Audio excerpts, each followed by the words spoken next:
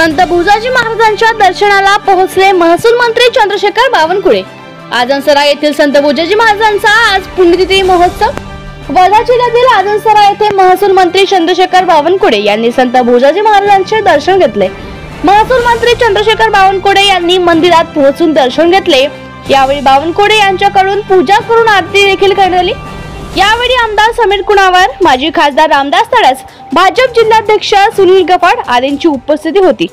मंदिर संस्थानच्या वतीनं चंद्रशेखर बावनकुळे यांचा सत्कार करण्यात आला। भुजाजी महाराज पुण्यतिथी कार्यक्रमाला मी आलो आहे। भुजाजी महाराज दर्शन घेऊन आमच्या सर्व भक्तांना भुजाजी महाराज त्यांचं जीवन मंगलमय ठेवेल अशी मी प्रार्थना केलेली आहे। आमचं सरकार, देवेंद्र फडणवीस सरकार यांनी त्या मॅनिफेस्टो दिला होता, शेतकऱ्यांना कर्जमाफी करण्याचा जो आम्ही जाहीरनामा दिला होता, लाडक्या बहिणींना 2100 रुपये देण्याचं, शेतकऱ्याच्या शेतात पाणी रस्ता असला पाहिजे, शेतकऱ्यांना दिवसांनी 12 तास वेळाची वीज मिळाली पाहिजे, हे सर्व आम्ही जे आश्वासन लोकांना दिलेले आहेत। आणि भुजाजी महाराजांनी सरकार आमचा अंदाज समाजाचा जनतेकरता, म्हणून भुजाजी महाराजांच्या या पावन स्थळावर मी सांगितलं की आमचं सरकार, देवेंद्र फडणवीस सरकार हे महाराष्ट्राच्या 14 कोटी जनतेला जे आम्ही कबूल केला ते आम्ही देऊ असं या ठिकाणी मी सांगितलेलं आहे।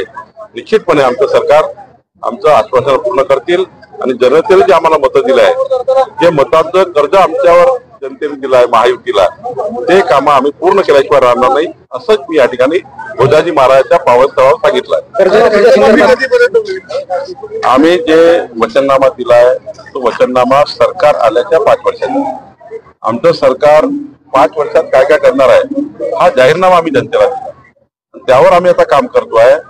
आणि जे विषय आम्ही जनतेला आश्वासन दिलं, ज्या विषयाचे ते सर्व विषय आम्ही या जनतेला आम्ही लवकरात लवकर करण्याचा प्रयत्न करतो। तुम्ही मुख्यमंत्री व्हाल अशी इच्छा काँग्रेसने जाहीर केली। महाराष्ट्राचे मुख्यमंत्री देवेंद्र फडणवीस यांच्या नेतृत्वामध्ये विकसित महाराष्ट्राचा संकल्प आम्ही केला आहे आणि राज्याचे मुख्यमंत्री देवेंद्र फडणवीसजी महाराष्ट्राला देशातलं क्रमांक 1 राज्य बनवण्याकरता काम करताय। आणि आम्ही सर्व महायुती आणि महाराष्ट्राची जनता देवेंद्र फडणवीसजीचेच मागे उभी आहे। तेच महाराष्ट्राला विकसित महाराष्ट्र करू शकतात।